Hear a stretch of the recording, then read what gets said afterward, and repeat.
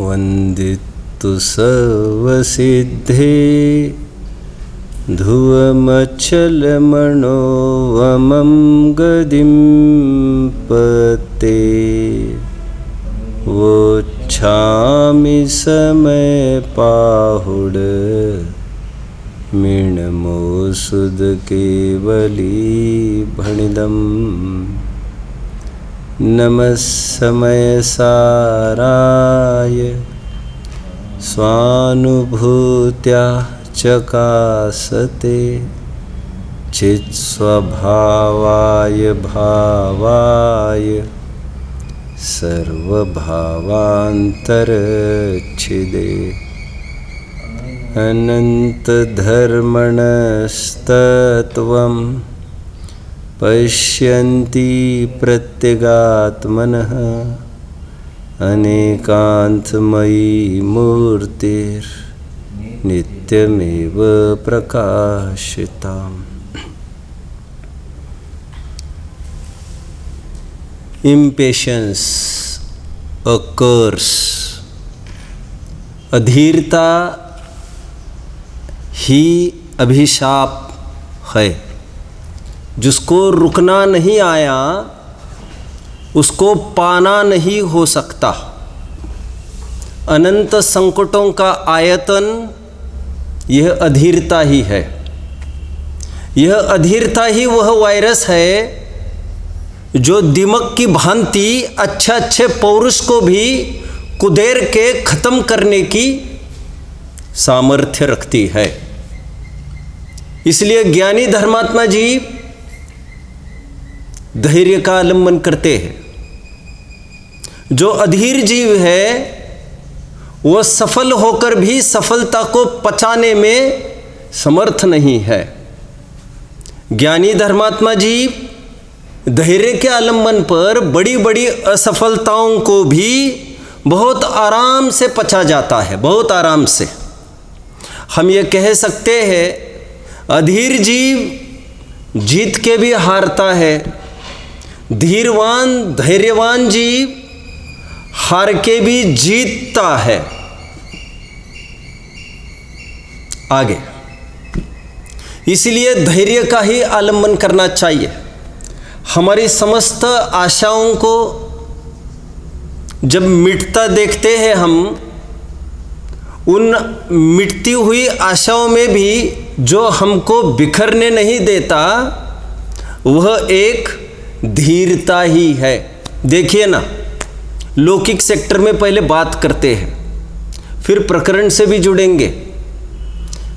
गई हुई संपत्ति फिर लौटकर आ सकती है, ऐसा हो सकता है। इसके लिए बहुत तर्क युक्ति की आवश्यकता नहीं है। रोजाना कई जन रोडपति से अरबपति होते देखे जाते हैं, और औरों को क्यों देखे, लगभग हम तुम ऐसा ही जीवन जिए हैं जिसके पास पहले कुछ नहीं था और आज सब कुछ है।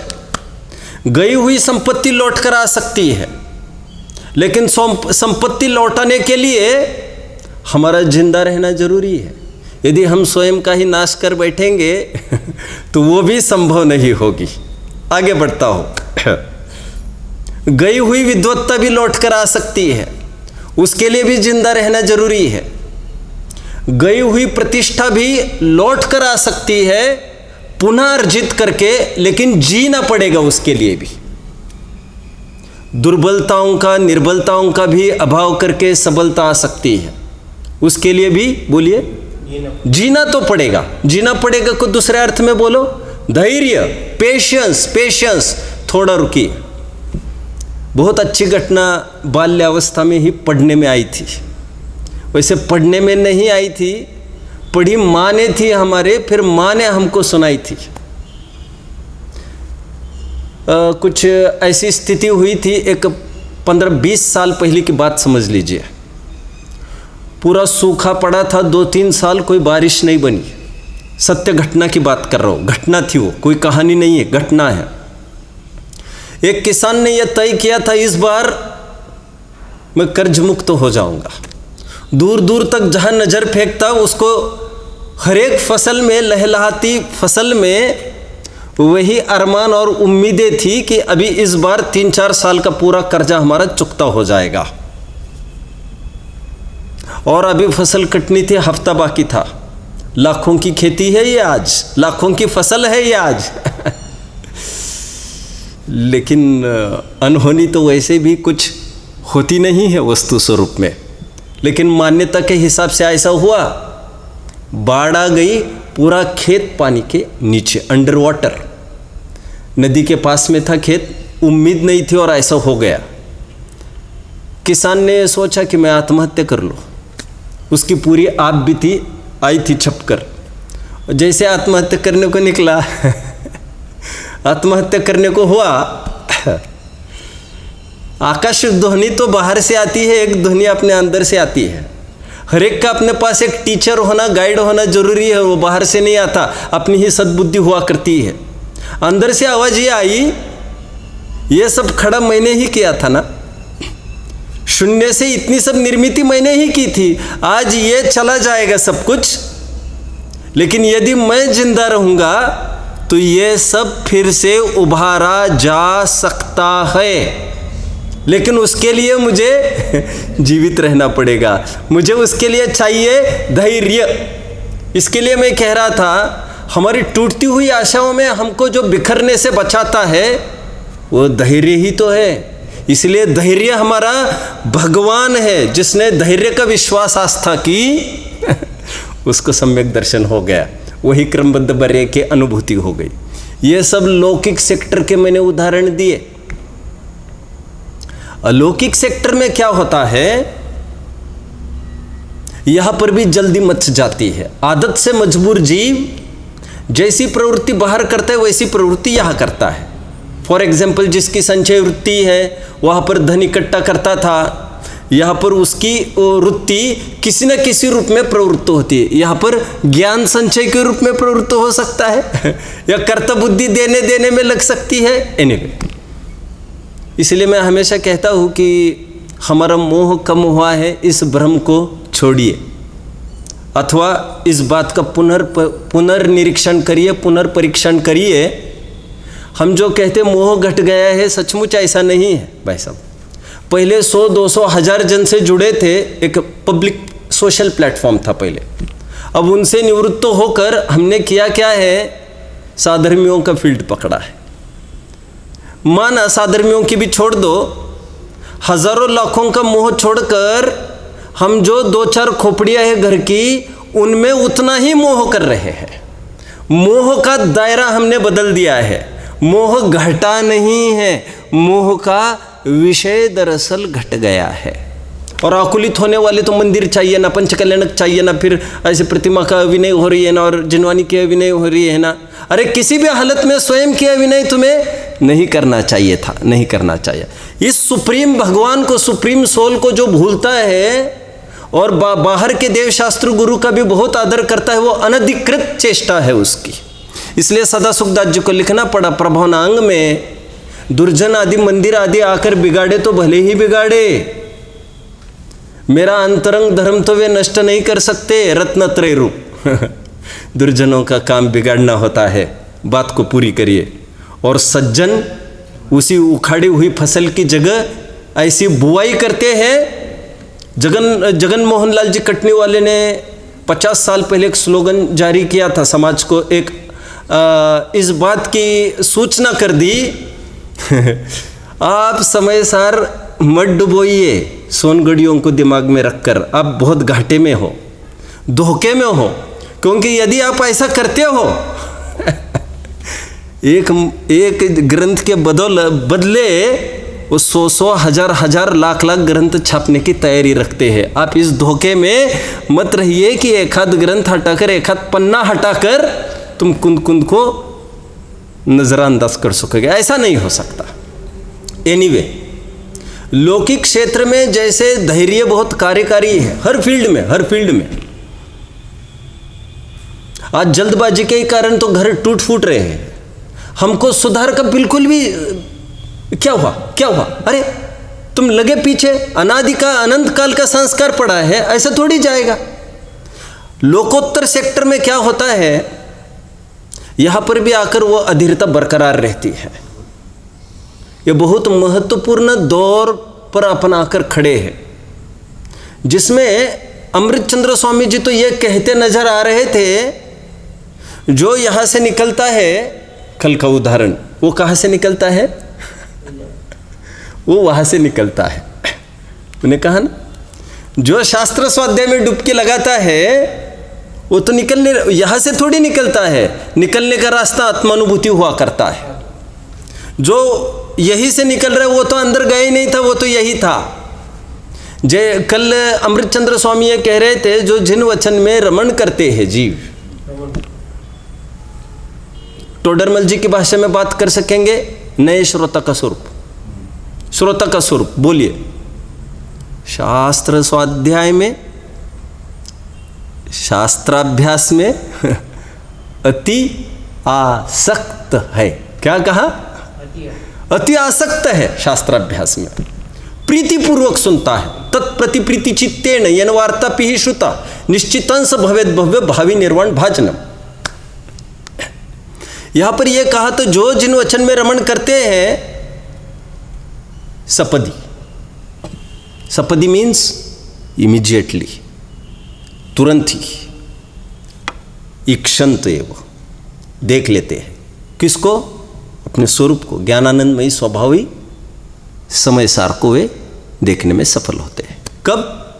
तुरंत, तुरंत इस हाथ ले और इस हाथ दे। आपने शास्त्र स्वाध्याय में रमण करना चालू किया और आत्मानुभूति हो गई तुरंत, क्योंकि ज्ञान का फल प्रत्यक्ष धर्म है, धर्म है। ज्ञान वही है जिसका फल धर्म है। सा विद्या यह विमुक्त है, नॉलेज इज पावर। जो छूटना ही नहीं सीखा तो वो तो विद्या ही नहीं है। लेकिन पांडे राजमल जी को कुछ लगा, और पांडे राजमल जी का मूड जो आज बना है वो ऐसा कहीं नजर नहीं आया है इस ग्रंथ में फिर से कभी। अमृतचंद्र देव कुछ कह रहे हैं और टीकाकार कुछ कह रहे हैं। पांडे राजमल जी ने इस कलश की टीका लिखते समय ऐसा लिखा कि ये जो बोल रहे हैं अमृतचंद्र स्वामी कि झट मंगनी पट ब्या, जो ग्रंथ पढ़ेगा, रमन करेगा, उसको तुरंत आत्मानुभूति हो जाएगी, ऐसा नहीं है सचमुच। It's not like this, it's not like this. सर्वथा ऐसा नहीं है, सर्वथा ऐसा नहीं है। तो कैसा है? तो कहते हैं सम्यक तो भैया जब होना है तब होगा। पेशेंस अबून धैर्य वरदान है। कह रहे वह तो अयत्न साध्य है। सुनिए इस बात को, सुनिए इस बात को। सम्यक दर्शन कैसा है भाई साहब? अयत्न साध्य। अयत्न साध्य मीन्स हम बहुत प्रयास करके कुछ आज ही कर देंगे, ऐसा नहीं। ध्यान रखना मैं अयत्न साध्य का क्या अर्थ कर रहा हूं। हम बहुत प्रयास करके कल होने की लायकात का आज ही कर देंगे, ऐसा नहीं हो सकता, ऐसा नहीं हो सकता। अयत्न साध्य का अर्थ मैंने काल सापेक्ष किया है। मैंने ऐसा ही नहीं किया है कि बिना पुरुषार्थ के हो जाएगा। बहुत गजब का ही ये जैन दर्शन जो ये कहता है पुरुषार्थ के बिना किसी को भी किसी भी चीज की प्राप्ति होती ही नहीं। अनादि मुक्तता का कंसेप्ट जैनियों का नहीं है। यहां पर हर एक को पुरुषार्थ से ही फल की प्राप्ति होगी और हर पुरुषार्थी को होगी। दो बातें। क्या कहा? भगवान कोई सिक्योर्ड सेक्ट नहीं है। अगेन शुड आई रिपीट, यह कोई ऐसा कोटा नहीं है पर्टिकुलर कि ये भगवान होते हैं, ऐसा नहीं। भगवान होते हैं, वो तो एक प्रक्रिया of climbing up, of rising. जो जो स्वयं को जानता है वो भगवान बन जाता है। ऐसा नहीं है कि यही भगवान है। एक दूसरी बात, ऐसा भी नहीं है कि कोई अनादि से भगवान है। भाई साहब, बीच में बात चली थी अनादि सिद्ध की। सदाशिव मत ऐसा मानता है कि अनादि सिद्ध मानता है। वैशेषिक मत के खंडन में 5वां अध्याय देखना चाहिए, नैयायिक मत के खंडन में देखना चाहिए। दो प्रकार की आत्मा कही। भाई साहब 124-25 पेज होगा देखना चाहिए। 26 होगा। जीवात्मा परमात्मा। क्या?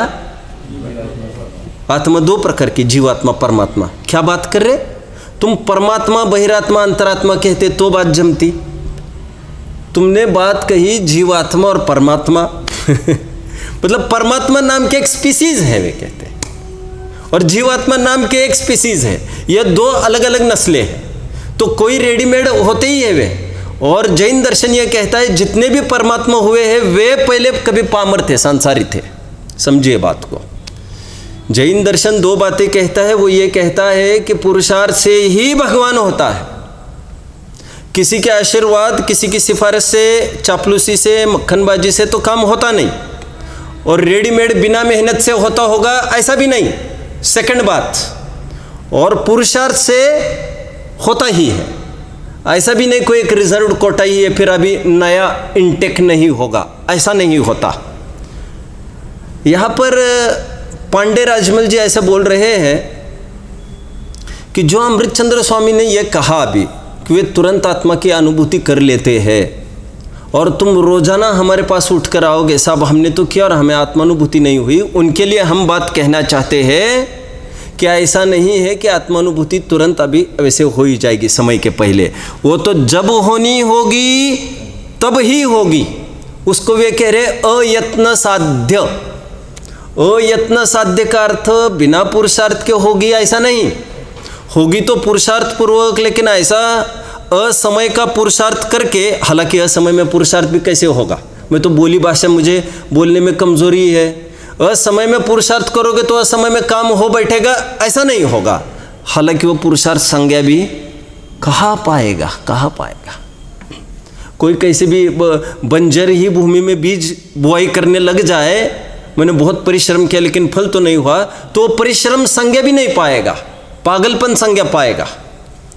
पांडे राजमल जी कह रहे हैं सम्यक दर्शन के लिए तुम अधीर तो बहुत हो, लेकिन लोक में जिस प्रकार अधीरता एक अभिशाप है, धैर्य एक वरदान है, उसी प्रकार लोकोत्तर क्षेत्र में आने पर भी तुम्हारी प्रवृत्ति तो अभी नहीं गई। चोर चोरी से जाए, हेरा फेरी से नहीं जाए, आदतें उसकी बदलती नहीं है। इस फील्ड में आने पर भी कर्तापन की इतनी भ्रांति, सम्यक दर्शन हो जाए, सम्यक दर्शन हो जाए, सम्यक दर्शन हो जाए। कह रहे हैं चाहने वालों को नहीं मिलता,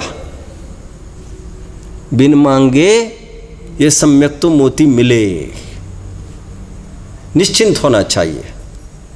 अकलंग स्वामी, यस्य मोक्ष अनाकांक्षा, अर्थ समझ रहे भाई साहब? थोड़ा संस्कृत, थोड़ा। आई एम ऑल्सो, मैंने मेरा स्कूल लाइफ में कभी संस्कृत नहीं पढ़ी है। संस्कृत कोई सब्जेक्ट ही नहीं था, ऑप्शनल नहीं था और कैसा भी नहीं था ही नहीं कुछ। लेकिन ये हमारा फील्ड धर्म का हो जाता है तो यू आउट टू नो। आपको संस्कृत और प्रकृत थोड़ा सा आपके जीवन का एक पार्ट होना चाहिए। मैं कुछ कह रहा था, कुछ कह रहा था, क्या कह रहा था? नहीं, मुझे कुछ कह रहा था। हाँ, अकलंग स्वामी, यस्य मोक्ष अनाकांक्षा, जिसे मोक्ष की अनाकांक्षा है, कांक्षा नहीं है, तस्य मोक्ष मदिगच्छति। क्या? फिर से बोलूं? जिसको मोक्ष की कांक्षा नहीं है वे मोक्ष को प्राप्त होते हैं। अरे अरे अरे सुनिए सुनिए साहब, आप क्या बोल गए फिर से? मोक्ष की इच्छा हुए बिना भी मोक्ष की प्राप्ति होती नहीं, और मोक्ष की इच्छा जब तक रहती है तब तक भी मोक्ष की प्राप्ति होती नहीं। इच्छा नाम का एक परिचय भी बोला गया है ग्रंथों में और अपेक्षाओं से। कहते हैं मुमुक्षुओं को ही मोक्ष होगा। मुमुक्ष मतलब मोक्ष की इच्छा, लेकिन बाद में ये इच्छा भी शमन होगी। आत्मा को देखने के बाद, अरे आत्मा तो बाद में दिखता है भाई साहब। मैं पहले अपने आप में परिपूर्ण हूँ ये देखा, इसी को कहते हैं आत्मा को देखा। मुझे सम्यक दर्शन की आवश्यकता नहीं है, क्योंकि सम्यक दर्शन लॉन्ग स्टैंडिंग नहीं है। वो तो एक समय की आएगी चली जाएगी। मैं अनादि निधन, ऐसी दृष्टि करने पर सम्यक तो प्रकट होता है। पांडे राजमल जी कहते हैं सम्यक तो कब होना है तुम्हें, इसकी केवल ज्ञान में नोंद है, रिकॉर्ड है। उसको बहुत अच्छी भाषा में पढ़ना चाहिए। आई थिंक 199वीं गाथा की टीका प्रवचन सार। और देखना चाहिए, खचित है, कीलित है क्या, एक एक पर्याय, एक एक इवेंट भगवान के ज्ञान में और अपनी योग्यता में दोनों जगह खचित है, खचित है। प्रीपोन पोस्टपोन की व्यवस्था कल्पना लोक की है, प्रीपोन और पोस्टपोन की कल्पना लोक की है, लेकिन वस्तु व्यवस्था में इस कल्पना का कोई इंपॉर्टेंस नहीं है। क्या है वो? Events never happen. समझ रहे भाई साहब मैंने जो कहा? इवेंट्स नेवर हैपन, घटनाएं होती नहीं, इवेंट्स ऑलरेडी एग्जिस्ट। घटनाएं विद्यमान ही रहती है। And can be seen on the time machine, काल चक्र पर देखी जा सकती है। आइंस्टाइन का कोट है। आइंस्टाइन ये कह रहे हैं, आइंस्टाइन महाराज कह रहे घटनाएं घटती नहीं है, वे विद्यमान रहती है। अभी एक प्रश्न आया, अभी लगे हाथ बात कर देते हैं आध्यात्मिक ही। हर द्रव्य जब पर्यायों का पिंड है, फिर से बोलूं, हर द्रव्य पर्यायों का पिंड है ना भाई साहब? जैसे गुण समुदायो द्रव्यम, गुण के समुदाय को द्रव्य कहते हैं। गुण पर्यवत द्रव्यम, गुण और पर्याय के समुदाय को द्रव्य कहते हैं। ऐसे एक तीसरी परिभाषा श्लोक वार्तिक की, आपको इससे इंट्रोड्यूस होना चाहिए। पर्यायों के पिंड को द्रव्य कहते हैं। जब दो परिभाषा कही तो तीसरी कैसे नहीं लागू होगी? जब गुण और पर्याय के पिंड को द्रव्य कह रहे थे, कहीं गुणों के पिंड को कहा तो पर्याय के पिंड को भी कहना पड़ेगा, क्योंकि गुण थोड़ी ना ऐसे होते, गुण किसी न किसी पर्याय के रूप में ही तो हुआ करते हैं। दिखेगी पर्याय, गुण थोड़ी दिखता है। आगे निश्चयाभासी का प्रकरण पढ़ा है भाई साहब? निश्चयाभासी का प्रकरण पढ़ा टोडरमल जी का? नहीं पढ़ा, नहीं पढ़ा। आपको पढ़ते रहना चाहिए, इसका विचार ज़्यादा मत करो, कितनी उपलब्धि होगी। आपको लग रहा होगा खोदा पहाड़ और निकली चूहिया, ऐसा हो रहा है। 1 घंटा हम माथा गड़े रहते तो 1-2 मिनट उपयोग लगता है, तो वैसा ही सही आपको ये तय करना चाहिए, मुझे उतनी देर करना है ये काम। आगे बढ़ते हैं, कहाँ तक आया? निश्चयाभासी। जीव की परिभाषा की है शुद्धाशुद्ध पर्यायों का पिंड है। वैसे द्रव्य को कहो शुद्धाशुद्ध पर्यायों का पिंड, मैंने थोड़ा एक कदम आगाड़ी पर चला गया। अभी तक पर्यायों के पिंड को द्रव्य कह रहा था, लेकिन शुद्धाशुद्ध पर्यायों के पिंड को द्रव्य कहा टोडरमल जी ने। ये जीव में और पुद्गल में लागू हो सकता है, पुद्गल की तो कोई बात ही नहीं है। अभी जीव की बात करते हैं। किसी का प्रश्न आया, क्या सिद्ध भी शुद्धाशुद्ध पर्यायों के पिंड है? प्रश्न आया। आपका क्या ख्याल है? आपका क्या ख्याल है? कुछ भी बोलो, संयुक्तिक बोलो। कैसे है? Very good, very good. सिद्ध शुद्ध पर्यायों का पिंड है। व्यक्त तो एक ही पर्याय है, वो भी शुद्ध, तभी तो सिद्ध है। शुद्ध मतलब ही सिद्ध, और क्या होता है? व्यक्त तो एक ही पर्याय शुद्ध, लेकिन जो भूतपूर्व पर्याय वे अशुद्ध। पर्याय कहीं जाती नहीं है बाबा, वे द्रव्य में ही रहती है, शक्ति रूप से भले ही सही। उससे क्या फर्क पड़ रहा है? क्या कहा मैंने? जो कल क्रोध हुआ था वो अभी है क्या हमारे आत्मा में? अभी है क्या आत्मा में? अभी अरे भाई वो कहाँ चला जाएगा? अभी है, लेकिन व्यक्त नहीं है, उसका वेदन नहीं होता। वो है, शक्ति रूप है।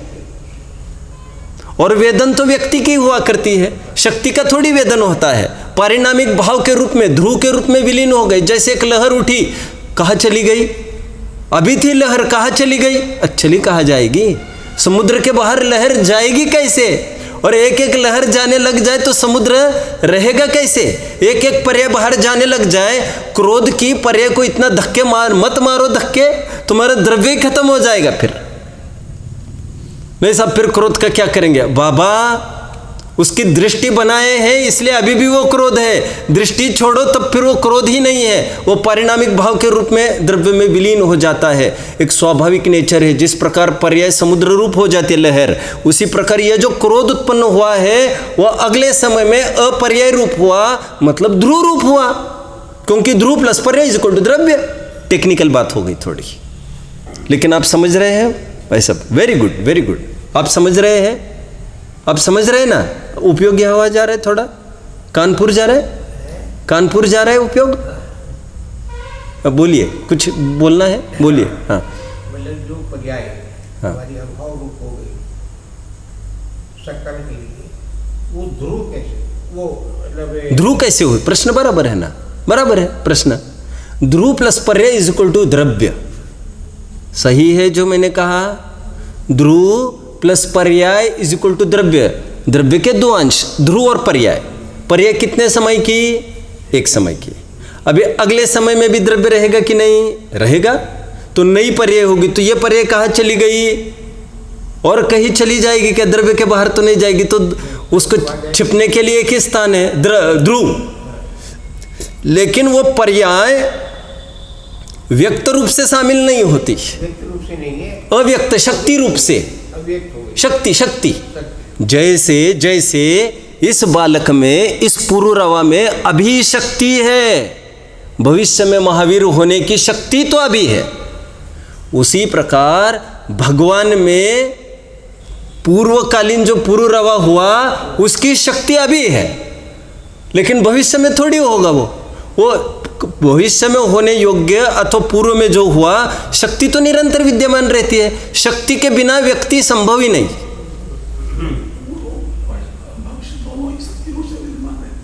यस सर, होने लायक पर्याय तो अभी शक्ति है, तभी पर्याय में व्यक्त होगा, हम कह रहे हैं। ठीक उसी प्रकार शक्ति है तभी तो व्यक्त थी, शक्ति है तभी तो व्यक्त होगा, शक्ति है तभी तो व्यक्त थी। यह टोन ज़्यादा नहीं प्रचलित। शक्ति है इसका मतलब पहले कभी व्यक्त थी। यह टोन प्रचलित क्यों नहीं है? क्योंकि इसका कोई बहुत काम नहीं पड़ रहा है। हमारा काम तो हमारे में से जो पुरुषार्थ है उसको खींचकर बाहर निकालना है, जो हमारे में सामर्थ्य उसको बाहर निकालना है। जो आज नहीं है, हो चुका है, उसकी भी सामर्थ्य हमारे में है, यह बताने की भला क्या आवश्यकता है? क्योंकि जो था वो तो सब पामर अवस्था ही थी। कॉन्सेंट्रेट हम कर रहे हैं वो ब्राइट फ्यूचर की तरफ। सुनिए, मोदी है, मोदी जानते? प्रधानमंत्री। मोदी में चाय बनाने की सामर्थ्य है? हाँ है सामर्थ्य कि चली गई? तो बनाता होगा चाय। अरे काई के लिए, अब प्रसंग पड़े तो बना सकेगा, बना सकेगा। सामर्थ्य भी है, हाँ सामर्थ्य है, पहले बनाई है, सामर्थ्य अभी भी है। ठीक उसी प्रकार मैं आगे बढ़ता हूँ। अधीरता का निराकरण किया जा रहा है, अधीरता को धिक्कारा जा रहा है। वैसे कलश नया देखना है, लेकिन नई बात मैंने कह दी जो कल नहीं कह पाया था। कल मैंने इतना ही कहा, तो जो जिन वचन में रमन करते हैं वे जीव सपदी समय सारम, वे तुरंत ही समय सार को इक्षणते वे देख लेते हैं। लेकिन पांडे राजमल जी कहते हैं ऐसी जल्दबाजी कर्ता बुद्धि नहीं करना, सम्यक दर्शन हो जाए, सम्यक दर्शन हो जाए। सम्यक दर्शन की माला नहीं फेरी जाए। जो पत्नी के गुण गाता है, पत्नी उससे लगाव नहीं रखती, एक नेचर है, बाय नेचर है ये। पत्नी को वो चाहिए जो पीछे मुड़कर नहीं देखे, तब तो फिर वो लगाव करेगा। आप समझ रहे होंगे। अब मैं ज़्यादा उदाहरण नहीं दूंगा, मुझे तो बस इतना ही कहना है कि सम्यक दर्शन अयत्न साध्य है, उसकी मालाएं मत जपो। जब होना होगा तब होगा। कुदरत के कंप्यूटर में इसका फीडिंग हो चुका है, केवल ज्ञान में इसकी नोंद है, और इसको कोई भी आगे पीछे करने में समर्थ नहीं है। ऐसी निश्चिंता जब होती है, जब सम्यक दर्शन के बारे में निश्चिंता है, तो और कार्यों में भी निश्चिंता दर्ज की जाएगी। ऐसा थोड़ी सम्यक दर्शन की योग्यता माने और की योग्यता नहीं माने तो उसने स्यात् पद को तो समझा नहीं, फिर वो जिन वचन में रमण नहीं कर रहा है, वो तो जहर का वो मन कर रहा है। जहर का वो मन, यहाँ पर तो मोह के वो मन की बात करनी थी। ये तो अपना टोडरमल जी वहाँ पर ये कहते हैं, यहाँ पर आकर योग्यता दिखाता है, जब होना होगा तब होगा। यहाँ पर आकर प्रारब्ध कहता है, टोडरमल जी ने लिया। यहाँ पर आकर योग्यता कहता है, और लोक व्यवहार के सब काम पुरुषार्थ से होना मानता है। प्रसिद्ध उदाहरण सम्यक ज्ञान चंद्रिका की पीठिका में दिया है, जो मैं हमेशा दोहराता हूँ। लड़ाई के मैदान पर तलवार दाई हाथ में, ढाल बाई हाथ में लेकर उतरा जाता है, एक डिफेंस के लिए, एक ऑफेंस के लिए। क्योंकि लड़ाई के दो औजार हुआ करते हैं। ये भी बहुत प्रबल औजार है, जिसके पास ढाल नहीं रहेगी वो बच नहीं पाएगा, टिकेगा ही नहीं। ठीक उसी प्रकार कहते ही, यदि किसी ने ऐसा कर दिया, दाएं हाथ में ढाल रखकर बाएं हाथ में तलवार, मरेगा तो। कहते ठीक उसी प्रकार योग्यता को लौकिक कार्यों में लगाना चाहिए था, पुरुषार्थ को इसमें अपने कार्यों में लगाना चाहिए था। तुम करते हो उल्टा। यहाँ पर कहते हो सम्यक दर्शन होगा योग्यता से, और लौकिक काम तो पुरुषार्थ से करने पड़ते हैं। अपने आप कैसे टिकट बुक होगी? क्या मजाक कर रही है? सम्यक दर्शन अपने आप हो जाएगा।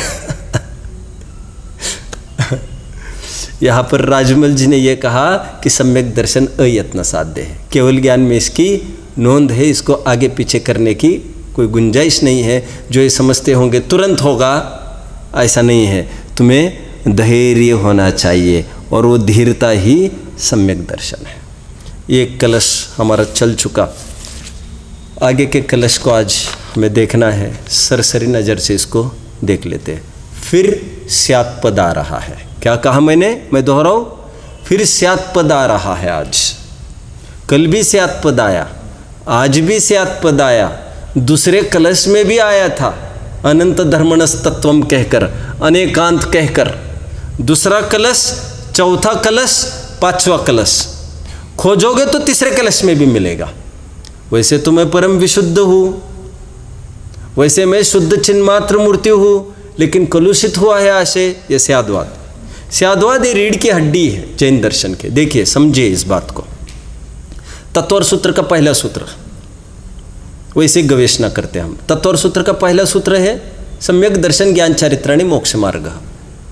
क्या विशेषता इस सूत्र की? सम्यक दर्शन ज्ञान चारित्राणि व्यवहार, मोक्ष मार्ग निश्चय। स्याद्वाद के बिना एक सूत्र भी नहीं है भाई साहब।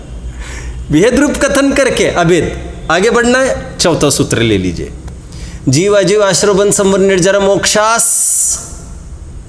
7 तत्व है, प्लूरल प्लूरल। These are 7 तत्वस।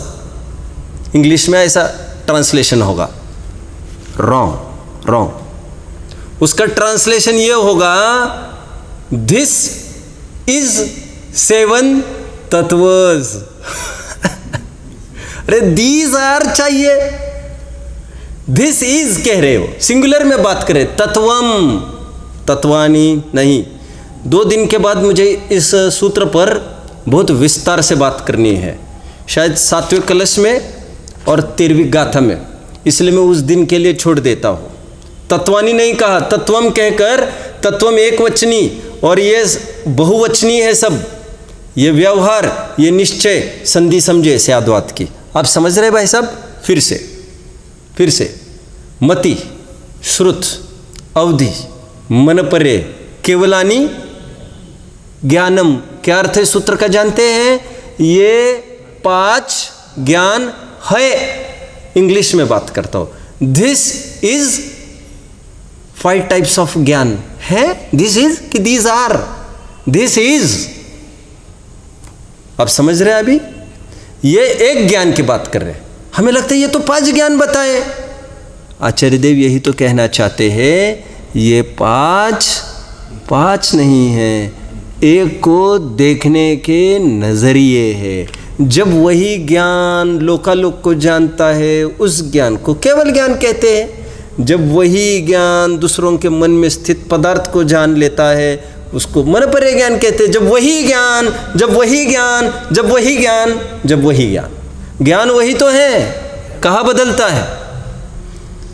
आगे बढ़ते हैं। मैं क्यों दिखा रहा हूँ इतना सारा, क्यों दिखा रहा हूँ? कोई भी सूत्र आप उठाइए तत्व और सूत्र का, बहुत सूत्र मिलेंगे जिसमें आपको स्याद्वाद की संधि मिलेगी। अभी कल से हमारा पर्व चालू हो रहा है 10 लक्षणी। सूत्र क्या है? उत्तम, क्षमा, मार्दव, आर्जव, शौच, संयम, सत्य, शौच, सत्य, संयम, तप, त्याग, अकिंचन्य, ब्रह्मचर्य, आगे बोलो, धर्म हो।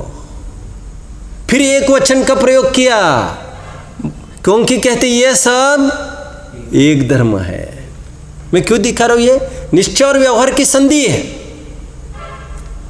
ओम है ना अपना ओम, वो Om stands for Om, this 3 stand for what? 0 stand for what? This 3 stand for व्यवहार, भेद। दैट 0 स्टैंड फॉर निश्चय, शून्य, अभेद वस्तु। और लिंक करने वाला, निश्चय व्यवहार को लिंक करने वाला ओमकारमयी दिव्य ध्वनि। आपको खूब पढ़ना चाहिए, सब शास्त्रों में लिखा है, खूब पढ़ना चाहिए आपको। गोपाल दास जी ने ओम के कई अर्थ करके दिखाए हैं, ये सब कोई मेरी उपज नहीं है। यहाँ पर फिर स्यात् पद आया है। कहते हैं जो व्यवहार पहले हस्तावलंब के रूप में था, वही व्यवहार आगे चलने पर अरे रे रे रे रे रे रे रे हंत, धिक्कारने योग्य हो जाता है। यही स्याद्वाद है, यही रीति नीति है। फॉर बिगिनर्स, फॉर स्टार्टर्स, प्राक पदव्याम हस्तावलंब है, उपादेय है। और फिर आगे परम भाव में स्थित होते समय यही व्यवहार हंत मतलब धिक्कारने योग्य है। धिक्कारना मतलब क्या करना? उसका आश्रय नहीं लेना ही धिक्कार करना है। सज्जनों की रीति धिक्कार करने की बड़ी अटपटी रहती है, बड़ी अटपटी रहती है। आप जय जिनेंद्र करेंगे तो वे जय जिनेंद्र भी करेंगे। सज्जन लोग ऐसा नहीं है आप मैं जय जिनेंद्र नहीं करूंगा, जाओ जय जिनेंद्र भी होगा। धिक्कारना, व्यवहार को धिक्कारना मतलब उसके विषय का ग्रहण नहीं करना, मतलब ऐसा मानना नहीं।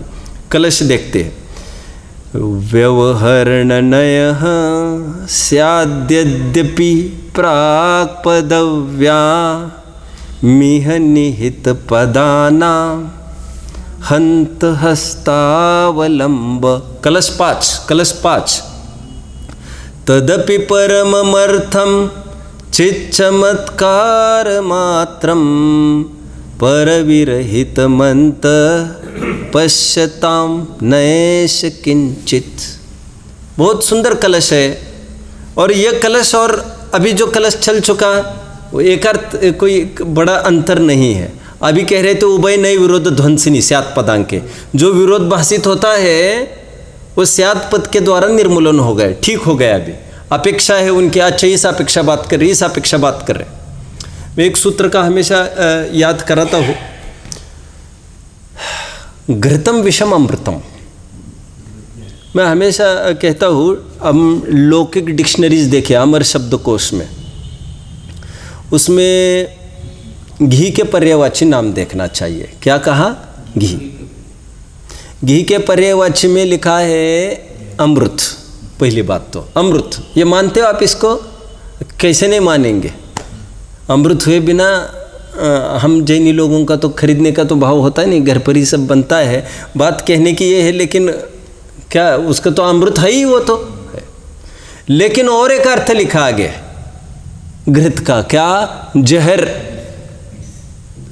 एक सूत्र डाल दिया, घृतम विषम अमृतम। खैरे क्या बात कर रहे आप? घी का अर्थ विष भी है और घी का अर्थ अमृत भी है। स्याद्वाद वहां लगाते ही है ना तुम? कैसे लगाया? तो टीकाकार ये खोलते हैं, जो पहलवान है, तालीम करता है, अभ्यास करता है रोज का अपना, उसके लिए वो अमृत का काम करेगा। और जो इतना दुबला पतला है, स्वस्थ मान जनक को पी ज्वरवान इव सर्पिशाम। इष्टोपदेश का एक छंद है। कोई बीमार आदमी है, महीने का कुछ खाया ही नहीं है, और वो आज समझे मैं हलवा से चालू करूँ, डेथ, मरेगा फिर वो उसके लिए वो जहर है, पचाने की क्षमता ही नहीं है। उसी प्रकार व्यवहार उपादेय की है। उपादेय के लिए हस्तावलंब वर्ड है। हस्तावलंब मतलब हाथ का आलंबन, इन हैंड जो कहते हैं, एक सपोर्टिव। और हंत कहकर उसको हे भी कहा जा रहा है। जो प्रारंभिक अवस्था में उपादेय होता है वही बाद में हे हो जाता है। प्रारंभ अवस्था में ग्रहण भी करना चाहिए, बाद में छूटना जरूरी भी है। माँ की उंगली पकड़कर बच्चे को चलना चाहिए कि नहीं चलना चाहिए? मेले में खो जाएगा और फिर तुम अनाथत्व भोगना पड़ेगा। लेकिन एक हद है उसकी, बहुत बड़ा होने के बाद भी उंगली पकड़कर चलोगे माँ की, तो भी हंसी के पात्र बनोगे, हंसी के पात्र। ठीक उसी प्रकार व्यवहार कब तक आलंबन करना, कहते आगे चलकर वह हंत हो जाता है। दो वर्ड्स देखिए, हंत भी है और हस्तावलंब भी है। हंत मतलब धिक्कारने योग्य। व्यवहरणनयः स्यात् यद्यपि प्राक्पदव्याम। व्हाट इज प्राक्पदव्याम? प्राक्पदव्याम, व्हाट इज प्राक्पदव्याम? For beginners. प्राक मीन्स पहले, जो नए नए कदम रख रहे हैं इस मार्ग पर। राजमल जी ने इनके लिए एक शब्द का प्रयोग किया, अर्वाचीन पदव्याम। क्या शब्द का प्रयोग किया?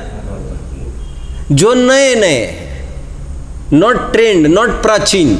तो जो नए नए हैं उनके लिए व्यवहार कार्यकारी है, और फिर आगे चलने पर यही व्यवहार हे हो जाता है। फिर उनको नई टोन में समझाया जाता है, रास्ते से मंदिर में लाया जाता है, और फिर मंदिर से अंदर में लाया जाता है। देह देवल में रहे जन मंदिरों में खोजते, हंसी आती मानो सिद्ध भोजन खोजते। आगे बढ़ते हैं। निहित पदा नाम हंत हस्तावलंब। आगे देखिए क्या कहते हैं। तदपि परममर्थम चित चमत्कार मात्रम परविरहितमंतः पश्यताम नैष किंचित। ये कब हे हो जाता है व्यवहार? तो कहते हैं जब इस चित चमत्कार मात्र की, खरा चमत्कार तो ये है, लोक में चमत्कार ये होता है, देखो देखो अभी ये था, देखो एकदम ये हो गया क्या? लोक में जो जादूगरी चलती है वो ये होती है, देखो ये है ना आपके सामने, देखो कबूतर बना दिया, तो कहते ये तो चमत्कार है। उसी प्रकार अनादिकाल से चलता रहा हुआ दुख झटके में सुख हो गए, चमत्कार तो यह हो गया, हमारी परिणति बदली। तो जेब में से कुछ निकाल कर देना पड़े, काय का चमत्कार। चित चमत्कार मात्रम परविरहितम। कैसा है वो शुद्ध आत्मा? चित चमत्कार के लिए विशेषण दिया जा रहा है। चित चमत्कार मात्रम, मात्रम मतलब ज्ञान दर्शन मात्र ही है। परद्रव्य शरीर मकान दुकान आदि इसमें प्रवेश नहीं करता। मोह राग द्वेष आदि कभी इसमें काम नहीं है, ये मेरा स्वभाव नहीं है। और कैसा है? परविरहित। परद्रव्य से, परद्रव्य के निमित्त से होने वाले मोह राग द्वेष आदि भाव है, इन रूप भी वो होता नहीं है। अंतः पश्यताम, इसको अंदर में झांक कर देखिए तो इस प्रकार दिखता है। नैष किंचित, किंचित मात्र भी इसमें परद्रव्य, परद्रव्य के निमित्त से होने वाले भाव नहीं है। दो कलश हमने देखे, एक चौथा वैसे कल देखा, और पांचवा। दोनों की थीम वैसे कल भी वही थी, आज भी वही है। एक स्यात पद की महिमा चल रही है, क्योंकि जिनागम में तो दोनों प्रकार की अपेक्षा हुआ करती है, और सभी झगड़ों को मिटाने के लिए एक अभूतपूर्व उपाय है। कैसे? थोड़ा सा देखो, समझिए। अभी बहुत जनों का ये आक्षेप है कि ये निश्चय वाले हैं, निश्चय वाले हैं। और हम ये कह रहे हैं भैया निश्चय वाले, चर्चा करने वाले निश्चय वाले थोड़ी होते हैं। ये माना कि हम निश्चय की चर्चा करते हैं, लेकिन निश्चय की चर्चा निश्चय नहीं हुआ करता, वह भी व्यवहार है। एनीवे, तुम तो ये समझ रहे हो हमने इनको गाली दे दी ये निश्चय वाले कहकर हम तो उसको अभिनंदन पत्र के रूप में हम उसको स्वीकार भी कर लेते हैं। लेकिन मैं आगे की थोड़ी बात कर रहा हूँ, उनको भी भ्रम नहीं रहे कि हम निश्चय वाले हैं, लेकिन हमको भी भ्रम नहीं रहे कि हम निश्चय वाले हैं। निश्चय का आश्रय जब लेता है जीव तब निश्चय वाला है। अथवा मैं ये नहीं कहना चाहता कि शुद्धोपयोग के काल में ही निश्चय वाला है, लेकिन जिसको आत्मानुभूति कभी हो गई है, सविकल्प दशा में भले ही आए, तो निश्चय और व्यवहार तो उसको लागू होगा। भाई साहब मुझे आगे की बात कहनी है। वे लोग ये कहते हैं कि ये निश्चय की बात करते हैं, ऐसा निश्चय की बात करना और व्यवहार का धर्म हमारे ज्ञान में गौण होना ये कोई विरोधी तत्व नहीं है। निरंतर निश्चय की चर्चा करते रहने से कोई मिथ्या दृष्टि नहीं होता, क्योंकि व्यवहार का पक्ष ज्ञान में होता है। ये बात हम समझते हैं। ठीक उसी प्रकार हमको ये भी बात समझना चाहिए, जो लोग व्यवहार की बात करते हैं उनके ज्ञान में, अभिप्राय में भी व्यवहार बैठा होगा। हम भी किसी पर दोषारोपण ना करें, और उनकी तो वे जाने, हम तो नहीं करें, क्योंकि पक्ष एक ही कहने में आता है, दूसरा पक्ष साइलेंट गौन रहता है। देखो किसी पर कौन सा उदय आ जाए, किसी पर कौन सा उदय आ जाए। हम कुंद कुंद को हीरो कहते हैं और धरसेन स्वामी को सेकेंडरी रखते हैं, जीरो तो कौन कहेगा। लेकिन ऐसा नहीं है। मैं हमेशा ये कहता हूँ, यदि धरसेन स्वामी अध्यात्म पर लिख जाते, धरसेन स्वामी मतलब पुष्पदंत भूतबली, तो परिशेष न्याय से कुंद कुंद स्वामी को आगम की पूर्ति करनी पड़ती। और लिया ही था उन्होंने टीका हाथ में।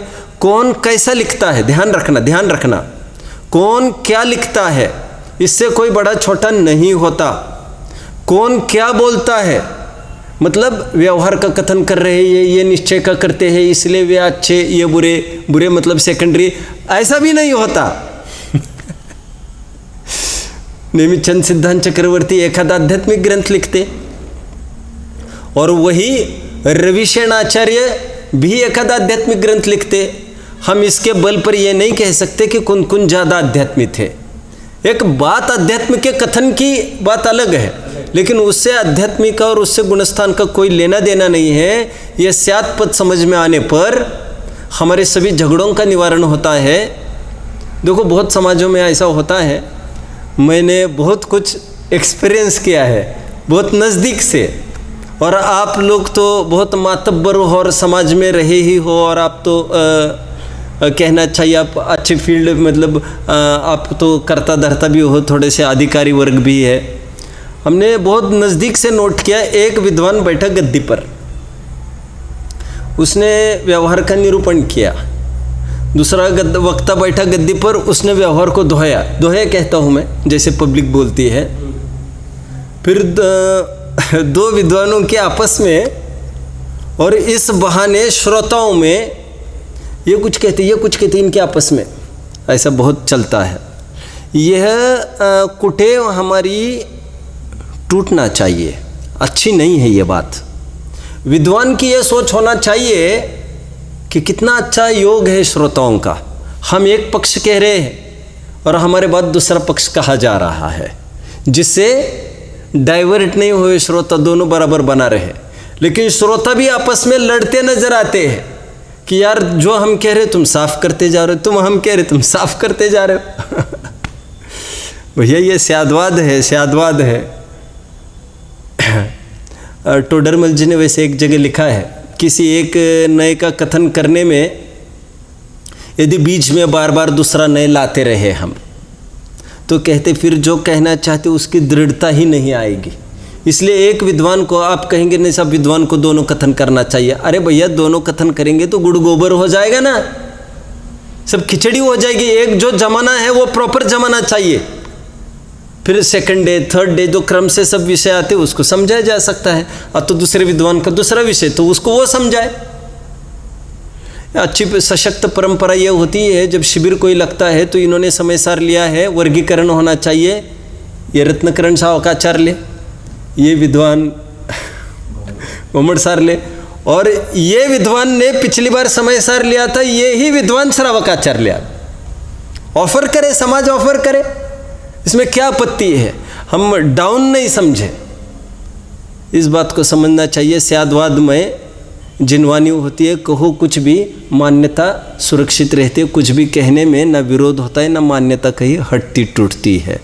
पिछले कलश में श्लोक में स्वाध्याय की महिमा खूब करी और कहा इसका फल आत्मानुभूति है। फिर मैंने ये भी कहा आत्मानुभूति तुरंत नहीं हुई तो हैरान नहीं होना। टोडरमल जी की बात मुझे बहुत अच्छे से मैं कहूँगा पुरुषार्थ से मोक्ष की प्राप्ति के प्रकरण की। टोडरमल जी कहते हैं कि तत्व निर्णय करो, तुम्हारा काम तो तत्व विचार करना है, और यदि काम नहीं हुआ तो काम कैसे नहीं होगा? तत्व विचार करेगा तो काम होगा ही। टोडरमल जी फिर आगे की बात कह रहे और यदि नहीं भी होता है, मान के चलिए इस भव में नहीं होता है, तो अगले भव में जहाँ पर जाएंगे वहाँ पर बिना निमित्त के वहाँ पर सम्यक दर्शन हो जाएगा। किस बल पर? आज का संस्कार लेके जा रहा है, और जाति स्मरण को भी एक सम्यक्त्व का कारण कहा है, जो कि निसर्गज के दायरे में आता है। और सम्यक दर्शन दो प्रकार का है, तन निसर्गा दधिगमाद्वा टोडरमल जी ने कोट किया। यह चर्चा खाली नहीं जाएगी, लेकिन अगले भरोसे पर ही जो बैठते हैं अगले भव में फिर देख लेंगे, उनके तो यहाँ की भी गई और वहाँ की भी गई, दोनों गए। फिर तो अगले भरोसे पर नहीं बैठना चाहिए हमको। तो अभी प्रॉपर कुछ कमी हो तत्व विचार में, वस्तु व्यवस्था को समझने में, यही पर पक्का करना चाहिए और बराबर उसका प्रयास भी जारी रखना चाहिए। ये जिनवानी की बात आई यहाँ पर। अभी ये कहा व्यवहार प्रारंभिक अवस्था में उपादेय है, और फिर आगे चलकर जब शुद्धात्मा की प्राप्ति होती है अपने आप हे हो जाता है। व्यवहार को छोड़ने के लिए कोई प्रतिज्ञाएं नहीं ली जाती। फिर से हिंसा, झूठ, चोरी, कुशील, परिग्रह के त्याग के लिए प्रतिज्ञा ली जाती है। मुनिव्रत की प्रतिज्ञा होती है ना, दीक्षा की, अनुव्रत की भी प्रतिज्ञा होती है। उसी प्रकार पुण्य छोड़ने की प्रतिज्ञा नहीं हुआ करती। पुण्य अपने आप छूटता है, पाप छोड़ना पड़ता है, पुण्य छूटता है। जहाँ पर शुद्ध चालू होता है पुण्य अपने आप छूट जाता है, उसकी कोई प्रतिज्ञाएं नहीं हुआ करती। ठीक है, कल और चर्चा है आगे के कलश पर। 6वां कलश हम कल देखेंगे। ओम नमः।